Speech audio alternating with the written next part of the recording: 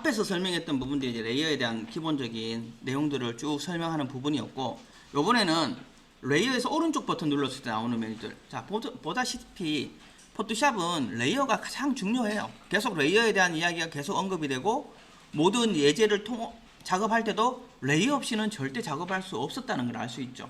그렇죠? 그렇기 때문에 레이어에서 호출되는 메뉴들을, 맞죠? 그래도 어떻게 쓰는지 이런 것들은 좀 완벽하게 알면 좋겠죠. 그래서 여기서 앞에 설명하지 않았던 부분들이 이제 있어요. 이런 것들 볼게요. 밑에 이것도 다 써봤던 기능이에요. 써봤던 기능들. 그렇죠? 머지 다운 같은 경우에는 레이어 합치기 명령어였어요. 우린 단축키로 컨트롤 E로 배웠어요. 여기 있는 레이어가 일단 최소한 2개는 있어야겠죠. 레이어가 2개가 있어요. 이렇게. 그러면 위에 있는 이 레이어에서 머지 다운이니까 아래쪽에 있는 레이어를 합쳐주세요. 그럼 2개의 레이어가 합쳐지는 거죠. 그리고 머지 다운 명령어는 이렇게 1개 이상의 레이어를 동시에 컨트롤 키를 눌러서 이렇게 선택했어. 제가 레이어를 3개를 선택했어요. 이렇게 선택했을 때 오른쪽 버튼 누르면 얘는 머지 레이어로 바뀌어요. 머지 다운이 아니죠. 머지 다운은 1개의 레이어를 선택했을 때 그 밑에 레이어와 합쳐주세요 라는 명령어지만 1개 이상의 레이어를 내가 다중으로 선택하고 있다면 같은 명령어지만 좀 머지 레이어가 돼요. 단축이 똑같아요. 컨트롤 E. 컨트롤 E예요. 그러니까 나는 어쨌든 합치고자 하는 레이어를 선택하고 컨트롤 E 하면 걔들끼리만 합쳐주는 거예요. 그냥 1개만 선택하고 있으면 바로 아래쪽과 합치는 거예요. 그래서 포토샵이든 일러스트든 이런 그래픽 소프트웨어에서는 보면 조건에 따라서 명령어가 살짝 바뀌어요. 그렇지만 개념은 똑같아요. 그죠? 개념 똑같고, 자, 머지 비지블은 시각적인 이런 있잖아. 이렇게 해서 백그라운드 끄고 내가 이렇게 해놨어. 제가 6번, 5번, 1번에 눈을 켜놨어요. 나머지들은 히든 레이어예요. 숨겨둔 상태죠. 이럴 때는 똑같은 머지 비지블, 시각화되어 있는 것들만 합쳐주세요. 이렇게 되는 거죠. 이런 경우도 있어요. 왜냐하면 우리가 레이어를 막 작업하면 많은 레이어가 생겼어. 레이어고 빨리 합쳐야 되는데 너무 이게 중간중간에 막 이렇게 끼어 있어. 그러면 컨트롤 키 눌러서 이렇게 해도 되고, 혹시 작업 중에 숨긴 레이어 빼고 나머지 빨리 합쳐야 돼. 이럴 때는 머지 비지블 해주시면 돼요. 물론 많이 쓰이진 않아요, 이 기능이. 그리고 얘는 이 밑에 있는 얘도 어젠가 우리 한번 써봤다 맞죠? 얘는 눈이 꺼져 있던 켜져 있던 그런 거 다 무시하고 어쨌든 작업은 종료됐고 이 모든 레이어를 합쳐서 그냥 백그라운드로 만들어야 돼. 이럴 때가 있어요. 그래서 얘는 지금 히든 레이어도 존재하고 막 있고 백그라운드도 존재하지만 일단 얘는 켜져 있어야 돼. 어쨌든 1개는 켜져 있어야 되니까 백그라운드가. 얘를 눌러주면 얘 히든 레이어를 어떻게 버릴 것인가를 물어요. 오케이 해주면 히든 레이어를 버리고 나머지 눈이 켜져 있는 모든 걸 합치는 거예요. 그러니까 그냥 눈이 켜져 있는 거 합치는 것과 맞죠? 얘는 좀 다른 거죠. 눈이 켜져 있는 걸 합치는 것은 히든 레이어를 보존하고 남겨두고 합치는 거고, 얘는 히든 레이어는 다 버리고 합쳐지는 거예요. 약간의 차이가 있어요. 그래서 레이어에서 우리가 알아야 되는 메뉴 중에 레이어를 합쳐주는 메뉴예요. 레이어를 합쳐주는 메뉴가 여기 메뉴에 있고, 레이어 컬러 주는 게 있어요. 레이어 컬러는 레드 주면 이렇게 같은 종류끼리 이렇게 묶음을 줄 때 그룹하고 좀 다른 개념이죠. 그룹은 자체적으로 확 묶어주는 거라면 얘는 색깔별로 이렇게 구분해 주는 거야. 그냥 맞죠? 얘들은 보통 예제 파일 같은 거 열어보면 가끔 이렇게 색깔로 묶어두는 게 있어요. 예제 파일들. 그리고 우리가 작업할 때 그런 게 있겠죠. 협업. 나만 작업하는 게 아니고 다른 사람과 같이 작업해야 되는 그런 사항이 생길 때 이런 색깔을 이용해서 어떤 기준을 정한다든지 그런 쓸 때는 여기 컬러를 부여하는 경우도 있습니다. 그리고는 저 위에 올라가서 디플리케이트 레이어가 있어요. 컨트롤 J로 배웠던 명령어예요. 컨트롤 J, 딜리트 레이어 있고요. 그 다음에 스마트 오브젝트가 아주 중요했었어요. 레이어를 스마트 레이어로 바꾸는 거였죠. 자, 이게 어떤 기능이냐면 볼게요. 제가 레이어를 하나 복제해서 백그라운드를 복제해서 나머지 다 버릴게요. 만큼 다 버리고, 자, 이 백그라운드 카피를 하나 만들었어요. 백그라운드 카피. 자, 이 레이어는 일반 레이어예요. 일반 레이어. 아무런 특별한 기능이 있는 게 아니라 그냥 레이어예요. 복제된 레이어죠. 레이어고, 자, 이미지에서 내가 어저스트먼트에서 여기에 휴라는 명령을 통해서 색상을 이렇게 부여해서 수정을 해요. 그러면 알다시피 이 레이어에 그냥 적용되고 많은 거죠. 끝나는 거예요. 더 이상 수정할 수 있거나 그러지 않아요. 그렇지 않고, 또 다른 방법이 있었죠. 이 레이어에 뭘 주고 싶어? 그럼 어떻게 해요? 우리가 여기서 아래쪽에서 휴 아까를 눌러서 이렇게 수정한 다음에, 그렇죠? 이 레이어만 영향을 주겠으면 좋겠어. 클래픽 마스크로 이렇게 정의를 하면 이 레이어 바로 밑에 있는 레이어에만 얘가 적용이 되는 거예요. 자, 이렇게도 배웠었어요. 할 수 있는 방법을. 근데 또 하나의 방법이 있어요. 또 하나의 방법은 뭐냐면, 자, 이 레이어를 저 오른쪽 버튼 눌러서 스마트 레이어로 바꿀 거예요. 이렇게 바꿨어요. 스마트 레이어로. 그렇죠? 그러면 스마트 레이어로 바꾼 후에 어저스먼트에 있는, 그렇죠? 명령어 중에 뭐 이런 것들도 있을 거고, 스마트 오브젝트에서 바로 적용되진 않아요. 그래서 제가 한번 다른 걸 줘볼게요. 다 되는 건 아니니까 지금 이런 건 다 되진 않네요. 맞죠? 자, 뭐가 있을까요? 다른 게 없구나. 자, 일단 스마트 오브젝트는 이렇게 다르게 설명해 줄게요. 스마트 오브젝트를 만들면 우리가 저번에 우리 모고 파일 만들 때 스마트 오브젝트 하는 걸 다시 볼게요. 그러면 사각형 하나 그려서, 자, 제가 사각형 하나 그릴 거예요.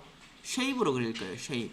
그래서 사각형 하나 그렸어요. 그러면 면과 선에 색이 들어가는 도형이 그려져요. 그렇게 도형이 그려지게 되고, 이렇게 그려진 이 도형은 일반 도형 레이어예요. 도형 레이어인데, 스마트 오브젝트라는 것은 이 레이어의 기본적인 존재를 한 번 더 인지시키는 역할을 하는 거예요. 그러니까 지금은 이게 이런 모양이지만 이 레이어를 스마트 오브젝트로 바꾸어 주게 되면 얘는 스마트 오브젝트가 되면서 이 자기 자신을 기록해 버리는 거야.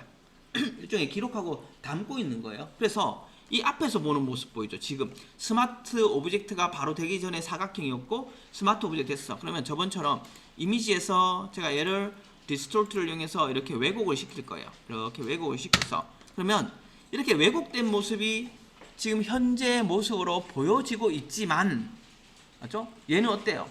얘는 얘 스마트 오브젝트를 더블 클릭해서 들어가게 되면 스마트 오브젝트가 딱 변형될 때 그 위치, 그 모양으로 딱 돼 있어요. 얘가. 맞죠? 그러면 여기다가 우리가 브러쉬로 제가 색을 한번 칠해 볼게요. 레이어에서 레이어를 별도로 만들고 여기다가 페인팅을 해볼 거예요. 자, 이렇게 색을 주고 이쪽부터 이렇게 그려서 이런 페인팅을 해요. 자, 그러면 이런 곡선을 이렇게 그린 상태에서, 물론 보라색은 꺼도 관계없어요. 꺼도 관계는 필요에 따라서 크는가. 얘를 X 누르고 Yes를 눌러봅니다. 그러면 이렇게 그 누워있는 모습 그대로 적용이 되죠. 자, 이게 우리 그때 목업할 때 퍼스펙티브 작업했던 그런 방법이었잖아. 그렇죠? 그래서 스마트 오브젝트는 일단 기본적으로 이 객체가 딱 이 객체, 그러니까 이런 것도 있었죠. 우리가 만약에 여기에 불러드릴 수도 있잖아. 불러드릴 수도 있고, 아니면 일러스트에서 작업된 장면을 컨트롤 C, 컨트롤 V를 해서 작업할 때도 있었어요. 자, 일러스트 작업을 잠깐 볼게요. 자, 일러스트에서 제가 오픈을 해서 혹시 저장된 게 뭐가 있나 볼게요. 제가 준 게 있지 싶어요. 자, 여기서 자료 공유에 둘리 뭐 이런 게 있어요. 둘리 있어요. 자, 이걸 열었어요. 자, 이렇게 열었어요. S에서. 자, 둘리라는 어떤 요 캐릭터 부분을 요만큼을 요건 빼고 선택할게요. 요만큼을 선택해서 컨트롤 C를 한 거죠. 컨트롤 C 복사를 한 거예요. 복사를 하고 포토샵과 포토샵 길이는 뭐 굳이 다른 방법으로 저장할 필요, 포토샵 길이를 넣기는 다른 방법으로 저장할 필요 없이 컨트롤 C, 컨트롤 V로도 가능해요. 이 상태에서 제가 맞죠? 컨트롤 V를 하는 거죠. 이때 어떻게 붙일래라고 물어봐요. 그러면 이런 여러 가지 방법이 있어요. 자, 스마트 오브젝트로 붙일 것인지, 픽셀이란 것은 그냥 그림으로 붙이겠다는 뜻이에요. 그림으로 붙여버리면 벡터의 성질, 선면의 성질을 잃어버리고 그냥 그림이 되는 거예요. 붙여넣기 할 때. 그리고 패스로 붙이면 면이나 선의 속성을 잃어버리고 그냥 패스로 존재해야 되는 거예요. 여기에. 그리고 쉐입 레이어는 모양, 면과 색에 대한 어떤 속성을 가지지만 일러스트처럼 되진 않는 거예요. 일러스트처럼 이렇게 모양과 선의 속성을 가지는 거예요. 근데 그 중에 뭐 붙일 때 대부분 얘로 붙여요. 우리는. 왜 얘로 붙이냐면 다른 것들은 물론 이건 벡터긴 해요. 벡터긴 하지만 얘도 벡터긴 하지만 얘로 붙여놓으면 일단 붙였다가 크기 조절을 하거나 하는 것들에도 영향을 받지 않거든. 일단 그래서 보통은 잘 모르면 스마트 오브젝트 일단 붙여놓으면 돼요. 일단 그러면 들어온 상태에서 내가 얘의 크기를 적당히 조절해서 엔터를 쳐요. 그리고 얘가 스마트 오브젝트가 되어 있는 상태야. 그렇다면 얘는 벡터 파일이었잖아. 원래 벡터 파일이었어요. 그렇기 때문에 이 스마트 오브젝트를 더블 클릭하게 되면 현재 일러스트를 제가 닫을게요. 일러스트를 닫았어요. 닫고 다 지워버렸어요. 이 상태에서 아까는 스마트 오브젝트라도 이 안에서 포토샵 안에서 만들어진 거잖아. 근데 지금은 더블 클릭 해볼게요. 그러면 OK를 합니다. OK를 하면 뭐가 열리냐면 이렇게 일러스트가 열려요. 일러스트가. 그래서 일러스트가 열리죠. 왜냐하면 얘가 출발을 일러스트 됐거든. 일러스트에서 컨트롤 C, 컨트롤 V에서 스마트 오브젝트를 만들었잖아. 그러면 아까도 얘기했죠. 스마트 오브젝트는 자기가 생성된 그 근본을 기억하는 거라 했잖아. 맞지? 포토샵에서 쉐입 툴로 만들어졌고 네모였으면 포토샵에서 쉐입 네모인 거야. 또 그리고 얘는 일러스트에 봤잖아. 그럼 일러스트에서 내가 둘리를 선택해서 머리의 색깔을 파란색으로 바꿨어. 파란색 바꾸고 일러스트 파일을 X하고 Yes를 누르겠죠. 저장할래. Yes를 눌러요. 그러면 닫히면서 포토샵의 머리가 바뀌어요. 그럼 수정도 되겠지. 더블 클릭해서 다시 들어가. 근데 얘의 더듬이가 마음에 들지 않아. 더듬이를 잡고 나는 이만큼 당겼으면 좋겠어. 자, 이렇게. 고 X, Yes, 반영. 포토샵에 반영. 되잖아, 이렇게. 이게 되는 거야. 그러니까 쉐입 툴로 포토샵에서 했으면 포토샵에서 존재하는 쉐입으로서 역할을 하고, 보통 일러스트 파일을 가지고 와서 컨트롤 C, 컨트롤 V 스마트 오브젝트를 만들면 가장 이런 방법이 효과적인 방법 중에 하나인 거예요. 이렇게. 그러면 그냥 플릿으로 부르는 것보다, 맞죠? 이렇게 부르는 게 컨트롤 C, 컨트롤 V를 해서 스마트 오브젝트를 붙이면 일러스트의 속성을 유지하기 때문에 언제나 일러스트에서 편집이 되어지고, 맞죠? 수정될 수 있다. 이렇게 보면 돼요. 그것뿐만 아니라 만약에 이런 것도 있죠. 자, 포토샵 안에서 내가 얘를 그냥 브러쉬로 색을 칠했어. 이렇게. 브러쉬로 이렇게 색을 칠했어요. 이 상태에서 얘를 스마트 오브젝트로 바꾸게 되면, 그렇죠? 바꾸게 되면 일단은 스마트 오브젝트로 페인팅 된 곳에는 페인팅을 할 수가 없어요. 추가적인 페인팅은 안 돼요. 그러니까 얘는 하나의, 맞죠? 하나의 그러니까 하나로, 그러니까 이 자체로 존재하는 객체인 거야. 아까도 얘기했잖아. 자기의 속성을 가진 어떤 하나의 객체라 했잖아, 내가. 그렇기 때문에 이렇게 페인팅이 되어서 스마트 오브젝트 됐다면, 얘에 대한 수정을 하고 싶다면 더블 클릭인 거죠. 하면 얘는 포토샵에서 만들었으니까 포토샵이 열려요. 아까 페인팅하는 창이 열려. 그럼 여기서 레이어를 하나 더 만들어서 브러쉬로 내가 추가적인 페인팅을 할 수도 있는 거고, 기존의 페인팅의 색깔을 뭐 경우에 따라서 이펙트를 이용해서, 그렇죠? 컬러 오브레이 뭐 이런 걸 이용해서 얘 색깔을 내가 바꿨어. 그럼 바꾼 대로 얘는 그대로 기록되고, X 눌러서 Yes 하면 앞에 반영이 되는 거고, 이렇게 되는 거잖아, 맞죠? 이런 식으로. 그래서 스마트 오브젝트라는 개념은 포토샵에서 사실 생긴 지가 그렇게 오래되진 않아요. 포토샵이 역사가 오래됐잖아. 네, 되지 않았지만 레이어의 새로운 개념으로 등장하면서, 그렇죠? 아주 효과적으로 사용할 수 있는, 이게 정말 좋은 기능이에요. 저 스마트 오브젝트 처음 나왔을 때 너무 좋았어요. 이게 너무 편리한 거야, 맞죠? 그래서 스마트 오브젝트는 꼭 의미를 알고 정확하게 사용할 수 있었으면 좋겠어요. 그리고 자, 스마트 오브젝트가 되었지만, 그래서 페인팅 할 수 없다 그랬잖아, 좀 전에. 페인팅 안 되거든, 이거. 맞죠? 안 되잖아. 페인팅도 안 되고 아무것도 안 돼요. 얘도 마찬가지야. 여기다가 추가적으로 그리려면 일러스트를 갖다 와야 되는 거잖아. 근데 자, 그런 걸 다 떠나서 나는 이제 작업이 끝났어. 너 이상 너는 스마트 오브젝트를 필요가 없이 포토샵의 그냥 이론이었으면 좋겠어. 이럴 수 있죠. 그냥 페인팅도 되고 포토샵이었던. 왜냐하면 스마트 오브젝트가 되어버리면 이런 것들이 안 되거든, 기본적으로. 이런 걸 주려면, 맞죠? 얘는 일러스트 파일인데 일러스트에는 저렇게 할 수가 없잖아. 그러면 어떻게 돼요? 보통은 하나는 보관하는 게 기본이니까 일단 보관을 해놔야 돼. 혹시 잘못되면 얘를 살려야 되니까. 보통 레이어에서 뭐 이런 일러스트에서 가져왔던 소스라든지 얘를 변형했다가 혹시 몰라 이런 것들은 작업할 때는 꼭 이래 복제를 하는 거예요. 우리 어제 브러쉬 별 만들 때도 중간에 복제 한번 해놓지, 꺼놓잖아. 이유가 뭐냐면 중간에 하다 잘못되면 원본 땡겨서 다시 하란 얘기야. 그러기 위해서 보통 레이어를 복제해서 숨겨놓는 경우가 많아요. 지금 것도 마찬가지죠. 이런 상태 스마트 오브젝트는 오른쪽 버튼 눌렀을 때 레스토라이즈 레이어, 얘를 일반 레이어로 그냥 이미지 레이어로 바꿔주세요. 그래서 옆에 사각형이 없어지면서 얘는 일반 레이어가 되어버리는 거죠. 그러면 지금부터는 얘는 포토샵의 일원인 거지, 맞죠? 그래서 이미지에는 어저스트 뭐 이런 것도 먹힐 거고, 이런 것도 먹힐 거고, 뭐 그 외의 명령어들도 다 먹히게 되는 거예요. 이렇게. 그래서 이 스마트 오브젝트로 전환해주는 Convert to 스마트 오브젝트와 Rasterize Layer라는 명령을 통해서 다시 스마트 오브젝트라든지 이런 특별한 기능을 가진 거, 그렇죠? 이런 것도 있을 수가 있죠. 내가 만약에 얘가 스마트 오브젝트지만 FX에서 컬러 오버레이를 줘서 뭐 이런 식으로 컬러 오버레이 작업을 했는 이런 작업이 있어. 이런 것도 마찬가지야. 더 이상 이런 레이어 스타일은 더 이상 존재할 필요 없이 그냥 하나의 일반 레이어로 돼야 돼. 이럴 수 있잖아 우리가. 맞죠? 그럴 때 오른쪽 버튼 눌러서 레스토라이즈 레이어를 눌러주면 얘는 그냥 그 모든 줬던 속성들을 합쳐서 그냥 일반 레이어가 되어버리는 거죠. 그래서 레스토라이즈 레이어라는 것은 맞죠? 어떤 기능이 있던 뭐가 되어 있던 관계없이 맞죠? 어쨌든 얘를 무조건 일반 레이어로 변경해주는 명령어로 존재한다 라고 볼 수 있는 거죠. 그래서 여기에 레스토라이즈 레이어가 있는 거예요. 그리고 마스크 한번 해볼까요? 다시 한번 더. 자, 마스크 다시 해볼게요. 이렇게 마스크. 뭐 이런 것들은 이제 팁이야, 팁. 이렇게. 자, 내가 둘리에 머리에 앞쪽 요만큼을 사각형 셀렉트로 그림을 그린 후에 마스크를 처리했어요. 그럼 당연히 이렇게 마스크가 되겠지. 마스크 되는데 작업을 하다 보면 마스크를 줬지만 마스크를 잠깐 이렇게 비활성 이렇게 할 수도 있어요. 이때는 Shift 키를 누르고 마스크를 클릭하면 마스크가 X 되면서 잠시 마스크를 비활성화해주는 단축키예요. X Shift 키 누르고 마스크를 누르면 돼요. 이렇게 누르면 다시 또 Shift 키 누르면 활성화되는 거예요.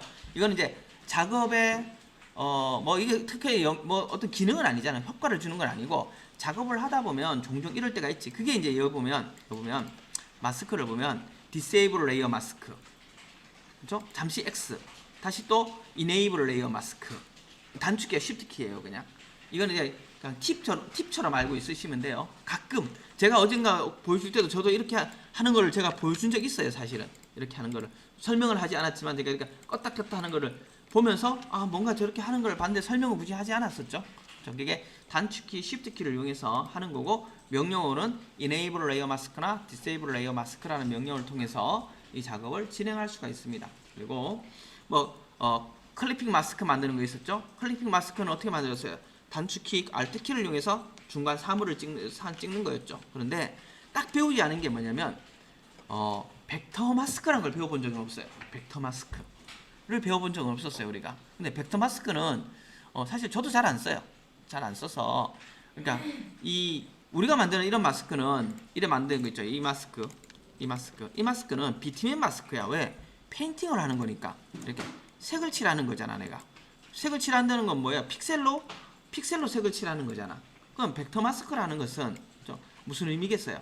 벡터라는 것은 우리가 그 펜툴로 그렸는 거, 그걸 우리가 벡터라 하는 거잖아. 그래서 오른쪽 버튼 눌러보면 이게 그 클리핑에서 벡터 마스크를 만들면 벡터는 이게 펜툴로 뭐 이런 게 좀 존재해야 돼. 이런 게 존재해야 돼. 이런 거 있죠.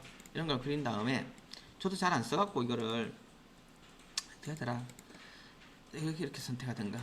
다 선택을 좀 해볼게요. 벡터는 메뉴가 있어서 요 레이어에다가 오른쪽 이렇게 되는 거예요. 요래 눌러볼까? 됐어요. 이렇게 누르면 이게 펜툴 패스로 뭔가를 그려놓고 다시 볼게요. 이렇게 패스로 뭔가를 그렸죠. 제가 그리고 요게 레이어가 선택되어 있죠. 선택되어 있고 요 마스크를 눌러주면 우리 셀렉트를 깜빡깜빡하는 셀렉트를 그렸을 때는 비트맵 마스크가 되는데, 이렇게 패스를 그려놓고 하면 돼. 이때 패스가 또 중요해. 이 패스의 속성이 또 중요하거든. 패스 눌러보면 이 패스가 이게 어려워 조금. 패스의 속성이 무엇이냐에 따라서 흰색과 검은색을 맞고 푸는 걸 또 다르게 해주거든. 이게 지금 보면 얘가 이래 돼 있어. 원래는 컴바인도 있고 서버도 있고 이게 합집합, 차집합, 교집합, 공집합 이런 뜻이거든요. 근데 이걸 사실은 패스를 하면서 이걸 잘 배우지 않았어요. 포토샵에서는. 우리 일러스트에서는 패스파인더랑 거 비슷한 개념이에요. 근데 요거는 조금 어려워서 어렵기도 하고, 뭐 어렵다기보다는 잘 안 써. 나도 잘 안 쓰고 그래서 잘 안 쓰는데, 지금 같은 경우는 얘가 차집합으로 돼 있어야 돼. 얘가 차집합으로 돼 있는 상태에서 얘를 만들고 다시 볼게요. 차집합 맞나? 합집합, 교집합, 컴바인, 뭐가 빠지는 거야? 안 빠져? 네. 차집합. 저도 헷갈리잖아. 잘 안 쓰니까. 뭔가 이게 탁 빠지는 게 있는데 이렇게 빠져야 되는데 여기서 뭔가 안 빠지네요. 왜 안 빠지는지 모르겠어. 어쨌든 이 기능에, 맞죠? 기능에 벡터 마스크라는 기능이 있고, 벡터를 이용해서 마스크를 만드는 명령어예요. 이 부분 편집을 좀 해야겠어요. 영상에서. 저도 잘 몰라갖고 이거는 좀 헤매고 있네요. 저도 너무 안 쓰다 보니까 까먹었어요. 쓰는 방법을. 어쨌든 벡터 마스크는 잘 쓰진 않지만 어쨌든 기능적으로 있어요. 근데 우리 일반적으로 비트앤 마스크가 대부분으로 사용되는 기능이다. 일단 이렇게 이해를 해주시면 될 것 같아요. 자, 그러고 나면 이 레이어에 있던 이 명령어들은 다 배운 거예요. 다 배운 거예요. 그리고 뭐 에디터 컨텐츠 이런 것들은 아까 스마트 오브젝트일 때 스마트 오브젝트잖아요. 얘가 우리가 더블 클릭하죠. 이렇게 클릭해서 들어가잖아요. 이렇게 들어가는 거 있죠. 이게 에디트 컨텐츠예요. 그래서 X 나오면 명령어로 굳이 보자면 이렇게 에디트 컨텐츠 해주면 들어가. 더블 클릭하는 거와 동일한 명령어로 그냥 단지 명령어로 여기 이렇게 존재한다라는 거, 뭐 그 정도로만 이해를 하시면 될 것 같아요. 자, 그러면 레이어에 대한 메뉴는 다 끝난 거예요. 레이어에 대한 메뉴는. 그래서 레이어가 포토샵에서는 가장 방대한 양의 메뉴를 가지고 있고, 맞죠? 레이어에 있는 거의 모든 메뉴들은 우리가 인지하고 있어야 되는 메뉴들이라는 거, 맞죠? 그래서 여기까지 됐습니다. 자, 쭉 넘어가서 이제 위로 올라가 볼게요. 메뉴들을 이제 한번 훑어볼게요. 메뉴들을. 자, 메뉴에는 뭐 새로 만들거나 열거나, 맞죠? 그 다음에 닫거나 뭐 이런 세이브 하거나 하는 게, 특히 세이브가 좀 중요해요. 세이브를 보면 세이브는 저장하는 기능이잖아요. 저장하는 기능. 자, 제가 얘가 지금 그냥 이미지를 연 거예요. 이미지 파일은 보면 이렇게 JPG 파일이에요. JPG 파일. 그죠? JPG 파일인데 이 상태의 원본 이미지잖아, 얘가. 원본 이미지를 열고 제가 여다가 드래그를 해서 색칠을 했어. 아무 레이어도 만들지 않고 이 상태에서 세이브를 눌러버리면 이 원본에 파란색이 칠해진 게 원본이 돼버리는 거야. 그렇겠죠, 당연히. 뭐 레이어를 따로 만들지 않았기 때문에. 만약에 그런데 그렇지 않고 이렇게 레이어를 하나 만들었어. 원본을 연 다음에 그 다음에 레이어에 다시 페인팅을 해요. 하고 똑같은 세이브 명령을 누르면 얘는 물어봐요. 레이어, JPG는 레이어가 존재할 수가 없거든. 맞죠? 그러니까 백그라운드만 있고 페인팅을 바로 했다면 아직은 레이어라 이런 특별한 옵션이 없기 때문에 이게 JPG잖아. 그리고 저장이 바로 돼. 그래서 원본 파일을 덮어버려 수가 있지만, 레이어가 일단 생기게 되면 얘는 이제 지금부터 포토샵의 속성을 가지게 되는 거예요. 그렇기 때문에 물어보는 거지. PSD로 저장해야 된다라고. 그래서 저장을 하게 되면 원본 JPG는 그대로 존재하고 있을 거고, 이 파일은 다른 이름으로 저장이 되어서 PSD 파일로 저장됐고, 이 PSD 파일은 그래서 보면 확인을 해보면 아까 분명히 JPG를 열었지만, 맞죠? 저장을 하는 순간 얘가 PSD로 바뀌었어요. 그럼 JPG는 어디 있느냐? 원래 있던 데 있어요. 그대로. 맞죠? 원본 그대로. 페인팅 레이어가 없는 그 상태로 그대로 존재하고 있는 거고, 얘는 그 위치에 아까 JPG가 있던 위치에 저장이 된 거기 때문에 그 위치에 PSD라는 이름으로 하나 더 저장이 되는 거예요. 파일이 두 개 되겠죠. 똑같은 파일이. 그렇죠? 두 개 되고, 얘는 레이어가 존재하게 되는 거예요. 그렇죠? 그래서 save라는 명령어는 어떤 그런 뜻을 가지고 있고, save as는 작업 중에 이 파일을 다른 이름으로 저장하겠어 라는 뜻을 가진 게 save as인 거예요. 그러면 지금 얘가 지금 이렇게 가지고 있지만 작업을 하다 보니까 이거를 딴 파일로 하나 저장해 두고 싶어, 뭐 이런 거죠. PSD 파일이 작업 중이지만 중간 과정인 뭐 JPG를 하나 만들고 싶어, 그럴 수 있잖아 우리가. 맞죠? 그럴 때 이를 쓰면 돼요. save as를 눌러서, save as이기 때문에 자 JPG를 눌렀어요. 그리고 제가 바탕화면에다 저장을 눌러요. OK를 합니다. OK를 해요. 그러면 save as를 통해서 JPG 파일이 바탕화면에 생겼어요. 하지만 이 파일은 그대로 뭐예요? PSD죠. PSD. 얘가 JPG가 되는 게 아니에요. 자, PSD 파일을 작업 중인 거예요. 작업 중에 중간 결과물을 하나 JPG로 뽑아내고 싶어. 그러면 save as, 다른 이름으로 저장. 맞죠? 얘는 별도로 파일을 중간 과정을 하나 더 저장하겠다, 뭐 이런 의미인 거예요. 그렇죠? 그래서 물론 PSD로 저장해 둘 수도 있어요. 그렇죠? 어쨌든 작업 중간 과정을 PSD로 저장을 해도, 그리고 계속 작업을 하다가 나중에 어떻게 돼? 작업했는데 잘못됐어. 근데 언두를 하거나 하는 건 되돌리는 건 한계가 있거든. 언두가 20밖에 안 되거든, 얘가. 그러면 얘 버리고 아까 저장했던 PSD를 열면 돼. 그 옛날에는 제가 작업할 때도 옛날에 그랬었어요. 어떤 판넬 작업 같은 걸 하잖아. 우리가 공모전을 출품하거나 이런 걸 할 때 판넬 작업을 하면 계속 아이디어가 바뀌어. 계속 아이디어가 바뀐단 말이야. 그런데 아이디어가 바뀌었다가 보통 다시 처음 아이디어로 돌아가는 경우도 많아요. 그런 경우가 진짜 많거든. 작업을 하다 보면 원래 뭐든지 물건 사러 갔을 때 처음 봤던 게 나중에 보면 마지막에 사게 돼 있어. 그런 것처럼. 그래서 저도 그렇게 해요. 그러면 저장할 때 날짜별로 아니면 작업별로 저장하는 거야. PSD를 저장해 두는 거야.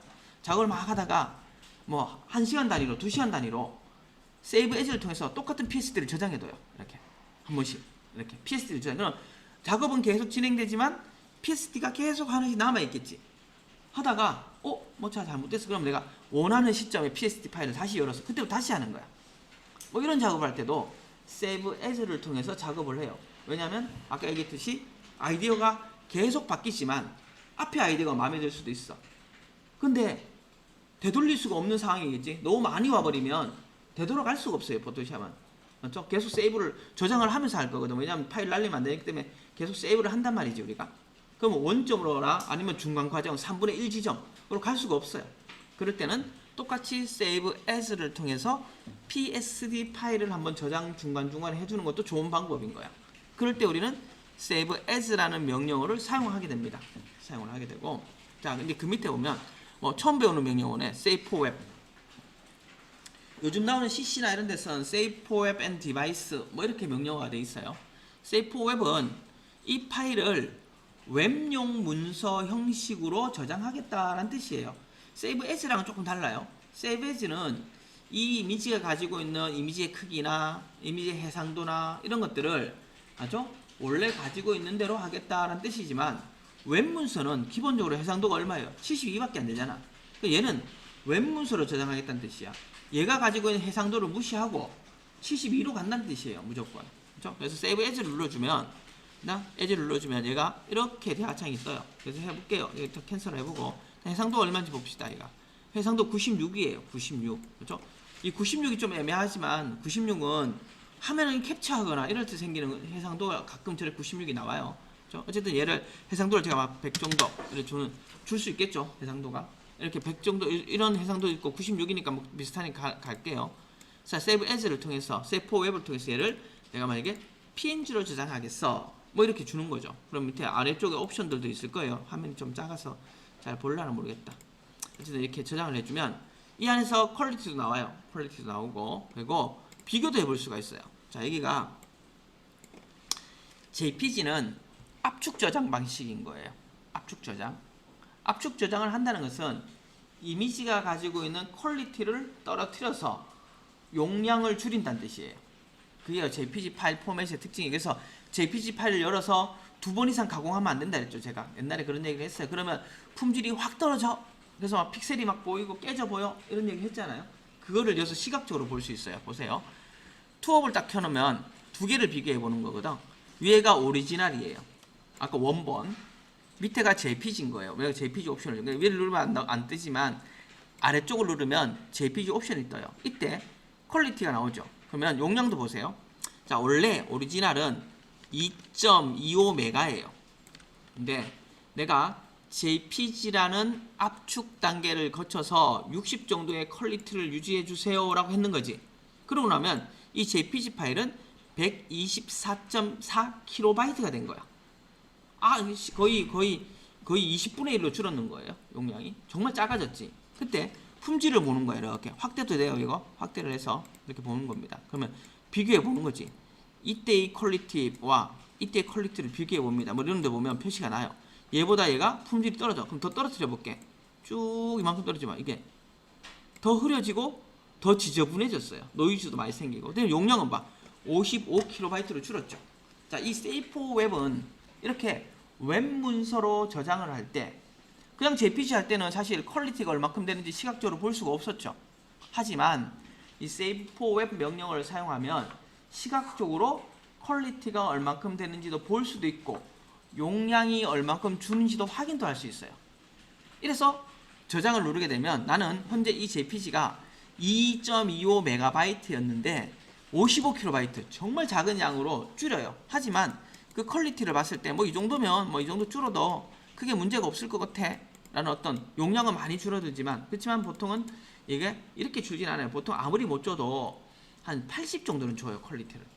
이 정도는 돼야지. 그래도 요즘 휴대폰이 해상도가 아주 높기 때문에 휴대폰에서 웹 문서를 볼 때 이런 아까처럼 낮으면 깨진 게 표시가 많이 나요.